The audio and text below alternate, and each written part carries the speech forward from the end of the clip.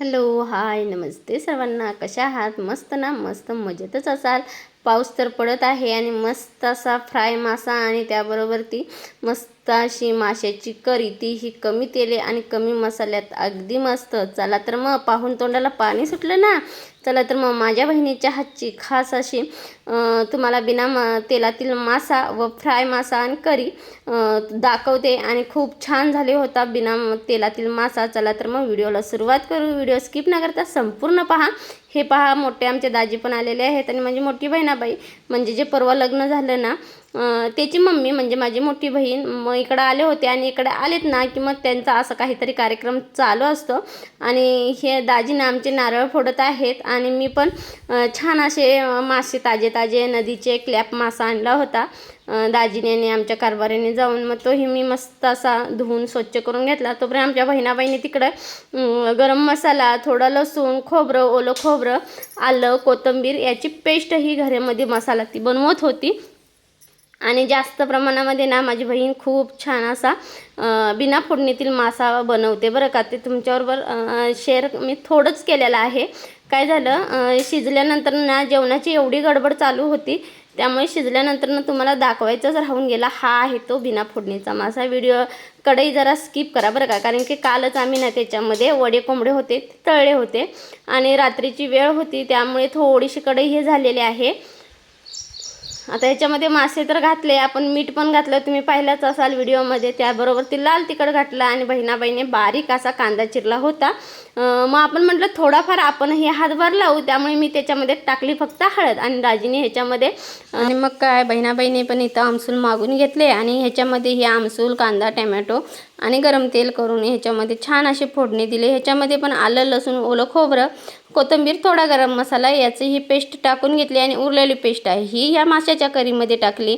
छान असा जो मसाला आहे ना, तो आमची अक्का म्हणते की छान मसाला भाजला की व्यवस्थित करी होते. आणि ह्याच्यामध्ये जे किसलेलं खोबरं आहे ना तेही टाकलं. आणि दाजी साहेबांनी आमच्या वरून 1 चमचा तेल सोडून घेतलं, म्हणजे ह्याच्यामध्ये फोडणीची काही गरज नसते. असा मासा मिक्स केला ना तर खूप छान चवीला होतो आणि चवीलाही छान लागतो. त्यामुळे बिना फोडणीचा मासा खूप छान होतो. तर बहिणाबाईने इकडे मसाल्यात टाकलं आहे बघा मीठ, चटणी. आणि मला बोलले दाजी, हाताने ह्याला स्वच्छ हाताने चांगलं मिक्स करून घे मासे, म्हणजे जेणेकरून हा मसाला आहे तो व्यवस्थित माशांना लागेल. मग मी पण काय केलं, आपल्याला पण थोडं शिकायचं आहे म्हटलं बिना फोडणीचा मासा, त्यामुळे मलाही छान उत्सुकता होती. त्यामुळे मीही छान असं परतलं. तोपर्यंत बहिणाबाईने आमच्या इकडे टाकली बघा हळद. आणि व्हिडिओ इकडे तिकडे हल्लेले आहेत, म्हणजे आमच्या कारभाऱ्याने हा व्हिडिओ बनवलेला आहे बरं का. आणि आम्ही 2 मासे करायला, एक म्हणजे 1.5 किलोचा मासा करायला इथे 3 शेप आहेत. त्यामुळे प्रत्येकाचा हात थोडा थोडा लागलेला आहे ह्याला. आणि छान असं मीही सर्व मसाले ज्या माशांना मिक्स करून घेतले. तोपर्यंत दाजीने टाकला इथं अर्धा लिंबू पिळून, तोही छान असा मिक्स करून घेतला आणि कढई दिली. दाजी बोलले ह्याच्यामध्ये थांब, थोडा अर्धा ग्लास पाणी वापरूया, म्हणजे व्यवस्थित मासा शिजतो.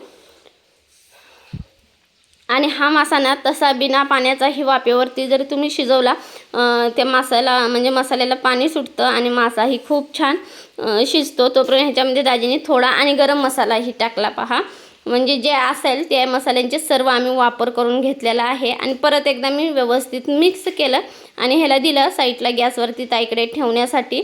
तोपर्यंत बहिणाबाईने आमच्या इकडे ही मसाला छान असा तेल सुटेपर्यंत शिजवून घेतला. आणि त्याच्यामध्ये आता थोडंसं म्हणजे जेवढं लागत आहे तेवढं पाणी ओतून घेतलेलं आहे. आणि बहिणाबाई म्हणते की जेवढा माशाच्या करीचा मसाला शिजतो ना, तितकी माशाची करी खूप छान होते.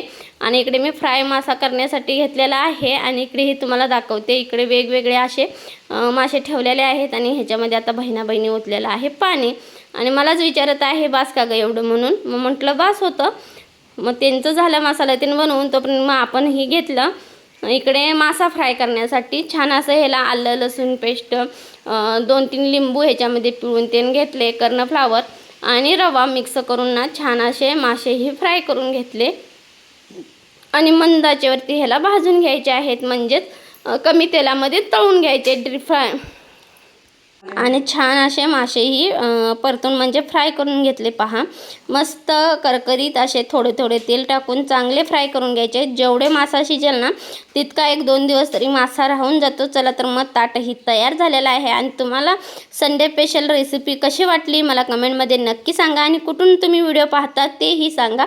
चला तर मग सर्वांना बाय. आणि जाता चॅनलला लाईक शेअर सबस्क्राईब नक्की करा आणि जास्तीत जास्त शेअर करा.